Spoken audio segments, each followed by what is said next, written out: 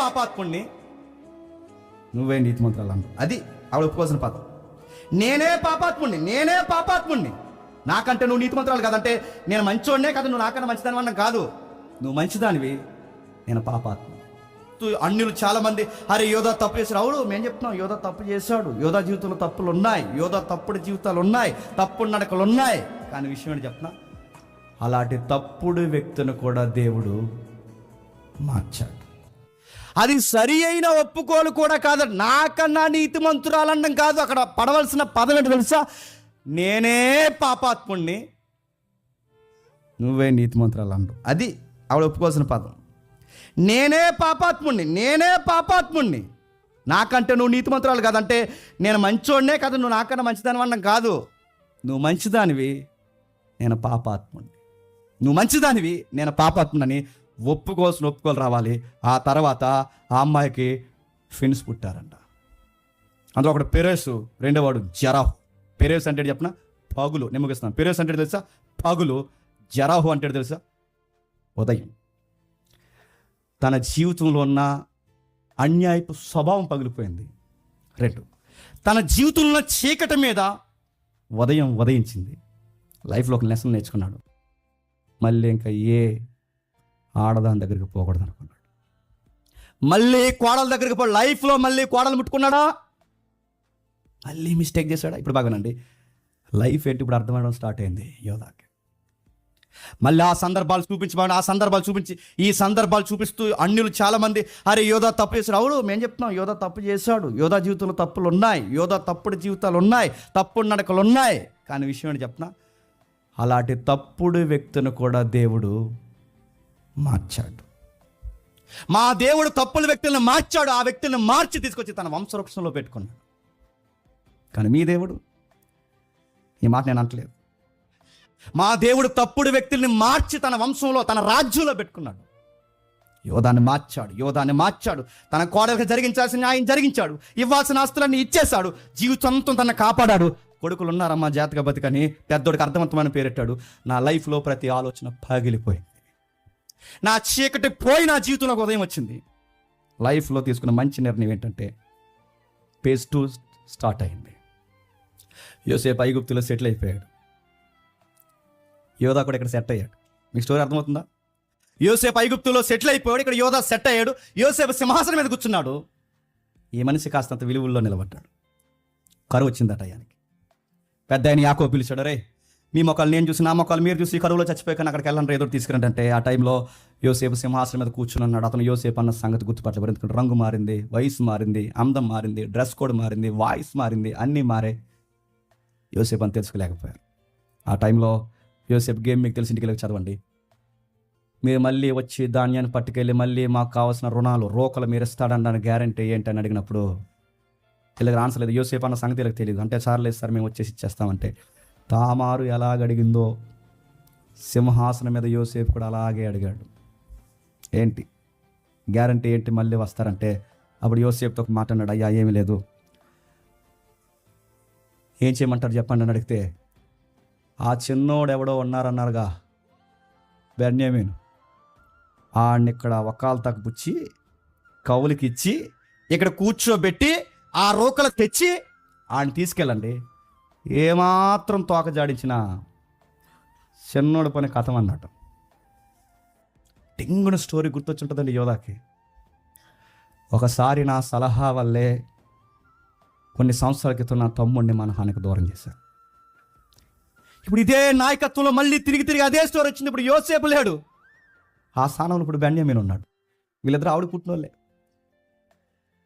ఎప్పుడైతే పుట్టిన ఆయన ఇప్పుడు యోసేపు లేడు, ఇప్పుడు బెన్యామీను చూసుకుని మా నాన్న బతుకుతున్నాడు. ఇప్పుడు బెన్యామీను కూడా పోతే ఏమైపోవాలి? అందుకే అయ్యా మీకు చేతిలో దండం పెడతాను. యోధ ఎంత బాగా మారాడు చూడండి, అయ్యా మీకు చేతిలో దండం పెడతాను. ఒకవేళ ఈ చిన్నోడిని మీరు బానిసగా చేసుకుంటే మా నాన్న బతకలేడు, మా నాన్న బతకలేకపోతే మేము బతకలేము. మా నాన్న కన్నీళ్ళు నేను చాలా కాలం చూసేసాను. ఆ మాట చెప్పుకోలేడు, ఎందుకంటే యోసేపు నమ్మేసని చెప్పలేడు. మా నాన్నని మళ్ళీ చావుకి దగ్గరకు ఉన్నప్పుడు నేను ఏడిపించలేను. అయ్యా నీకో మాట చెప్తున్నాను, ఆడికి బదులుగా చెప్పండి నన్ను తీసేసుకోండి, ఆడికి బదులుగా నన్ను తీసేసుకోండి, ఆడికి బదులుగా నన్ను తీసేసుకోండి, ఆడికి బదులుగా అంటే ఇప్పుడు చెప్పండి నాయకత్వపు లక్షణాలు ఇప్పుడు లైఫ్లో నేర్చుకున్నాడా లేదు? ఒకప్పుడు యోసేపు మీద అందరూ పడిపోయినప్పుడు తప్పురా, ఈడు తమ్ముడు రా, వద్దురా, మనం మార్చుకుందామంటే ఎంత బాగున్న స్టోరీ లైఫ్ అంతా. అదే సీన్ ఇప్పుడు రిపీట్ అవి ఇప్పుడు బాగా వినండి. ఏ డబ్బుకైతే యోసేపు నమ్మేశారో ఇప్పుడు అదే డబ్బుకి బెన్యామీన్ కొనేస్తానంటుంటే ఇప్పుడు ఎవరు బానిస అవుతారో చెప్పండి? యోసేపు కాదు, బెన్యామీన్ కాదు. అలాగ బదులుగా నేనే బానిసనైపోతానని ఆ 44 అధ్యాయం 33 వచనంలో ఏమంటాడు చూడండి, ఎంత మంచి మాట రాస్తున్నాడో. 44 అధ్యాయం 33 వచనంలో మంచి మాట రాస్తున్నాడు. ఈ చిన్నవాడిని గూర్చి నా తండ్రికి నీ యొద్దకు తీసుకొని రాని ఎడల నా తండ్రి దృష్టి యందు ఆ నింద నా మీద ఎల్లప్పుడూ ఇప్పుడు చెప్పండి, ఎందుకు గుర్తొస్తున్నాయి ఈ మాటలు? అది యోసేపు లైఫ్లో చేసిన గుర్తొస్తున్నాయి. ఈ నింద ఎల్లప్పుడు నా మీద ఉన్ను. యోసేపుకి నిందల పాలు చేశాను కనుక నా లైఫ్ ఏమైంది? నిందల పాలైంది. యోసేపుని బాధించాను కనుక ఈరోజు నేను బాధపడడానికి కారణమైంది. నా జీవితం మళ్ళీ ఈ బెన్యామీన్ వలన నా తండ్రి కానీ నేను కానీ బాధపడడానికి ఇష్టపడలేదు అంటే ఏమంటాడు? కాబట్టి తమ దాసుడైన నన్ను ఈ చిన్నవానికి ప్రతిగా ఏమి వారికి దాసునిగా ఉండనిచ్చి ఈ చిన్నవాడిని తన సహోదరులు కూడా వెళ్ళనిమ్ము. అవసరమైతే మీ ఇంట్లో నేను ఊడిగం చేస్తా, అవసరమైతే మీ ఇంట్లో నేను పని చేస్తా, ఈ ఐగుప్తులో బానిసని అయిపోతా. నేను మళ్ళీ చెప్తున్నాను, లైఫ్ లాంగ్ ఉండిపోమని ఇక్కడ ఉండిపోతా. నా కుటుంబం బాగుండడానికి నా లైఫ్ని చెప్పండి త్యాగం చేస్తా. విషయం ఏంటి చెప్తున్నా? వెంటనే యోసేపు దగ్గరకు వచ్చి ఆ మాట ఇక్కడ లేవు కానీ మాట చెప్తున్నాను, ఇదేరా నీలో నేను చూడాలనుకున్నది, ఇదేరా ఈ ఉదార స్వభావం, ఈ డిగ్నిటీయే నీలో నేను చూడాలనుకున్నాను.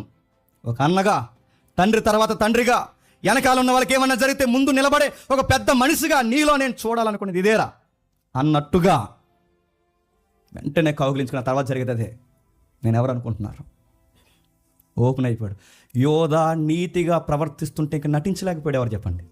అయితే ఇక నువ్వు అలా ఉండకో అన్నా. నేను ఎవరు అనుకుంటున్నావు? నేనే తమ్ముడిని. ఆ తమ్ముడు ఎవరైతున్నాడు చూడండి, పట్టుకుని ఏడుస్తున్నాడు. తండ్రి తర్వాత తండ్రిలాగా, పెద్ద దిక్కులాగా కుటుంబంలో మీరు ఉండాల్సిన ఒక రోజు నన్ను నమ్మేశారా? సేమ్ ప్రాబ్లం ఇప్పుడు బెన్యామీన్ తమ్ముడికి వస్తుంటే నువ్వు తీసుకున్న స్టాండింగ్ చూసావా? నా మనసులో ఇంకో దుఃఖాన్ని దాచుకోలేకపోయాను. నేనేరా ఓపెన్ అయిపోయాడు, చెప్పేశాడు. యోధాను ఒక మాట అన్నాడు. ఏం చేయమంటావంటే ఆ 46వ అధ్యాయంలో ఒక మాటను చూడండి, త్వరగా ముగిద్దాం. 46వ అధ్యాయంలో 28వ వచనంలో, 46వ అధ్యాయం 28వ వచనంలో ఎంత బాగా మారాడు చూడండి.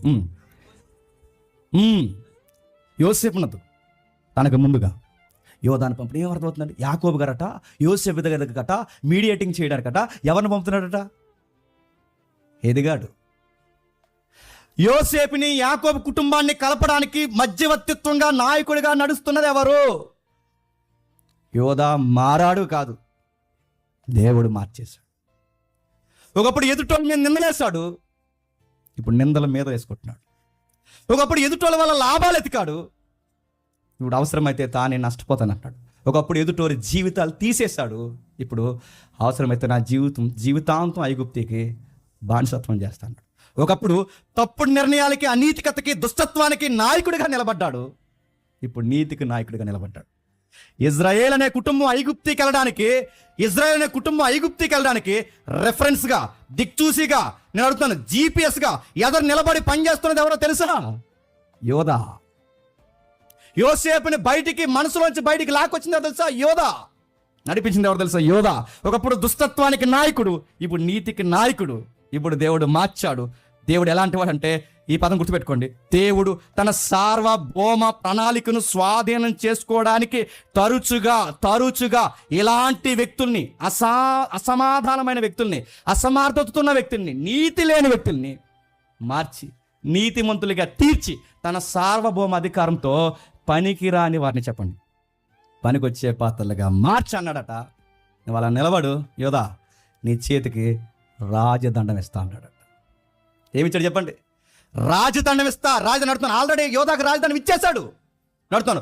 రూబేని చేయలేని ఈ పాత్ర, నెక్స్ట్ లేవి చేయలేని ఈ పాత్ర, అంతకుముందు సిమియోన్ చేయలేని పాత్ర, ఈ 3 తలకాయలు చేయలేని ఈ పాత్ర ఎవరు పోషిస్తారు చెప్పండి? నిజాన్ని అడుగుతున్నాను. రూబేన్ ఉండాలి, సిమియోన్ ఉండాలి, లేవి ఉండాలి, కానీ ఇప్పుడు 4వ స్థానంలో ఉన్న యోధా తెరమీకి వస్తాడు. ఎందుకంటే లైఫ్లో లెసన్స్ నేర్చుకున్నాడు కాదు, దేవుడు నేర్పించాడు. దేవుడు ఒక ప్రణాళిక ఉంది. ఆ ప్రణాళిక ఏంటంటే నేనుండి రాజులు వస్తారు. అలాంటి రాజులు నీ లైఫ్లోంచి రావాలి అంటే తలకాయగా నువ్వు తినంగా ఉండొద్దు. సిలోహుకు వచ్చే వరకు యోధా వద్ద నుండి రాజదండము దొలగదు. సిలోహు అంటే మూల పదాల అర్థాలు ఏంటి చెప్పిన, మెస్సయ్య వచ్చేంత వరకు యోధా గోత్రంలో ఉన్న పవరు ఎవడు తీయలేడు. మీరు ఎవరో తెలుసా? లయన్, సింహం. మీరు ఇదిగో చూడండి, సింహంలా ఉంది, నీతికి పడి నిలబడు. సింహంలాగే ఉండు, చచ్చిన శవాలకి కక్కుర్తి పడదు. సింహంలా ఉండు, కింగ్స్ వస్తారు నీలో నుంచి. సింహంలా ఉండు, రాజు వస్తాడు నీలో నుంచి. యోధా కాదు, నీకు నాకు చెప్తున్నాడు. మళ్ళీ చెప్తున్నాను, ఒకరిని అన్యాయం చేయకండి, ఒకరి దగ్గర లాక్కోకండి, ఒకరి దగ్గర దోసుకోకండి, ఒకరి మీద చెడ్డ మాటలు పలకండి, ఏది చేయకండి.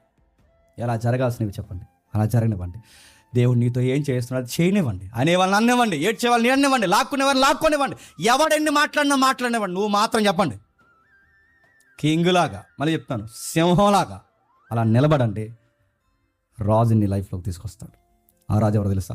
నజరుడైన యేసు. ఆశ్చర్యకరమైన సంగతి ఏంటంటే, యోధాని ఎందుకు నీ వంశవృక్షంలో పెట్టుకున్నావంటే, యోధా మారిపోయాడు. యోధాని ఎందుకు నీ వంశవృక్షంలో, కొంతమంది కామెంట్లు భలే రాశారు, అసలు యోధా కన్నా బెస్ట్ యోసేపు ఉన్నాడుగా, యోధా కన్నా బెస్ట్ ఇంకా మంచి అన్నలు ఉన్నారుగా, యోధా కన్నా ముందు సిమియోన్ ఉన్నాడుగా, యోధా కన్నా చాలా మంది ఉన్నారుగా, అసలు యోధా కన్నా ముందు చాలా మంది తర్వాత ముందు అన్నలు ఉన్నారుగా, మంచోళ్ళున్న యోధానే ఎందుకు ఎన్నుకున్నాడంటే, బాగా వినండి, లోకంలో చాలామంది జ్ఞానవంతులు ఉన్నారు, చాలామంది అందగాళ్ళు ఉన్నారు, చాలామంది మంచి భాషా జ్ఞానం ఉన్న వాళ్ళు ఉన్నారు, చాలామంది ఉన్నతమైన స్థాయిలో ఉన్నవారు ఉన్నారు. కానీ ఆ రాజ్యంలోకి నిన్నే ఎందుకు పిలిచాడు? నో ఆన్సర్, తెలియదు. ఆయన కృప అంతే. ఎంతమంది ఉండగా ఈయన్నే ఎందుకు పిలుస్తాం మనకు తెలియదు. ఆయన ఇష్టం, ఆయన సార్వభౌమ అధికారం. ఆయన పిలుచుకుంటాడు, నిలబెట్టుకుంటాడు, వాడుకుంటాడు, తీర్చిదిద్దుకుంటాడు. నచ్చిన వ్యక్తి కొరకు ఎంత దూరం అయినా ఆయనతో పాటు నడుస్తాడు. నేను మళ్ళీ చెప్తున్నాను, నాలంటూ ఎన్నుకుంటాడు దేవుడు. ఎంతమంది చదువుకునే వాళ్ళ మధ్య అంటే, నువ్వు ఆయన వైపు చూడు, నిన్నే ఎన్నుకుంటాడు. నేను మళ్ళీ చెప్తున్నాను, సాఫ్ట్వేర్ ఆఫీసులో ఉన్న వారిని, హై క్లాస్లో తిరుగుతున్న వారిని, లగ్జరీ పోజులు కొడుతున్న వారిని, అహంకారాలను దేవుడు ఎన్నుకుంటాడు బైబిల్లో లేదు. కానీ నిరాధారుల్ని, దిక్కు లేని వారిని, ఎన్నిక లేని వారిని, చేతగాని వారిని, తగ్గింపు కలిగిన వారిని, ఏమాత్రం లెక్కల్లో లేని వారినే తరచుగా బైబిల్లో చెప్పండి దేవుడు ఎన్నుకున్నాడు. నెక్స్ట్ జరిగిన విషయం ఏంటంటే, తామారు కూడా లైఫ్లో మళ్ళీ మిస్టేక్ చేయలేదు. యోధా ప్రవర్తన బట్టి ఖచ్చితంగా ఆమె కూడా చేంజ్ అయి ఉంటుంది. ఈ రోజుని తీసుకొచ్చి అక్కడ అన్యుల పిల్ల అన్యాయం జరిగితే ఆ మాట ఎవరికి వస్తుంది చెప్పండి? ఈ దేవుడికి వస్తుంది, యోధా గోత్రానికి వస్తుంది. అటు అమ్మాయికి దేవుడు ఫలం ఇచ్చాడు, ఇటు యోధాని మార్చాడు. వాళ్ళిద్దరిని కట్టి ఒక వాగ్దానం ఇచ్చాడు, ఎదురు చూడండి రాజు వస్తాడు అన్నాడు.